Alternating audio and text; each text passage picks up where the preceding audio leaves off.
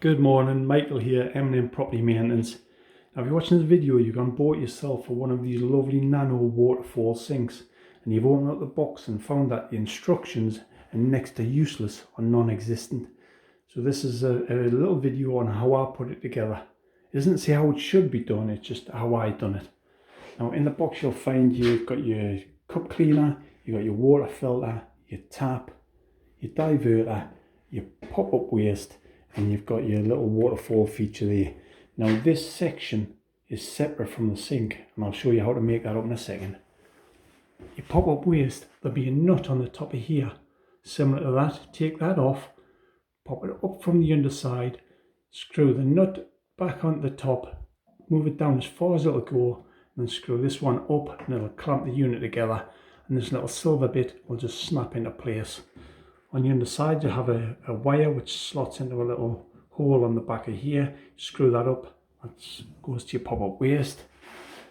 Now your waterfall feature here, you'll have a little rubber washer, sits just underneath there, another rubber washer there, metal washer, your clamping plate and your clamping screws. So when you put that together, tighten these screws up and it'll just nip everything together nice and tight. Now these pipes, nothing to say how these pipes should go or what orientation they are.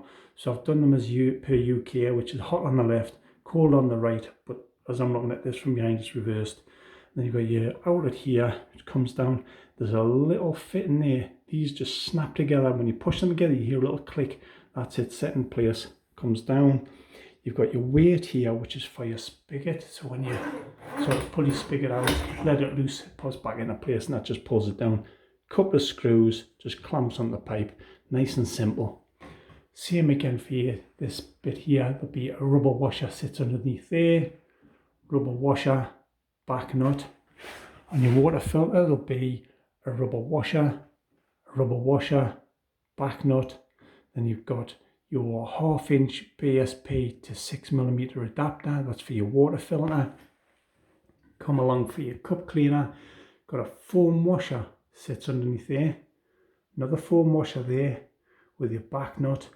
Then you've got 1/2 inch BSP, leads down into a T-piece. This little thing here is a tool for tightening these nuts on, but it's useless, don't bother with it. Just hand tighten it, get a spanner, give it a little nip up, and the rubber washers in there are sufficient to make it watertight. I've got on here a John Guest 1/2 inch BSP to 15mm push fit. Same on the hot, and I'm assuming these are isolators for the water supply. I'm not too sure yet. Right, you've got your waste. Now your waste will only go together one way. Just familiarise yourself with it. Just take a couple of minutes. Self-explanatory, no great issues there. But you will have an issue here, which is your overflow.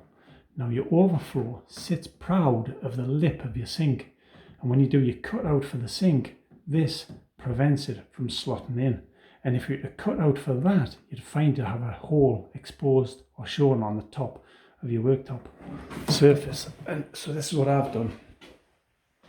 Just got a multi-tool just notched out, which is sufficient for that. It doesn't go right through. Don't forget to seal up all your cut edges. I've also had to cut out a support pillar on the base unit.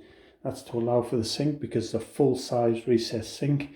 Normally there's just a bowl and a half which sits in one side, so you wouldn't have to do that normally, but I've had to for this one. And I've got cold supply comes up into a T-piece, across into emergency shut off. From there there'll be another 1/2 inch BSP to 6mm which leads off into the filter, from the filter up into your filter tap in the sink. Then you've got your hot supply there. So all in all, pretty good. I mean, the sink itself, stainless steel sink, really thick, nice and solid. Unlike some of the sinks you can get these days, stainless steel are really flimsy, flexible, bounce all over the place, and pretty useless. Some of the fittings on this are a little bit suspect, so just be cautious. But apart from that, decent enough sink. So if you've got any queries, any questions, put them in the comments below. And thanks for watching, guys. Ta-ra now.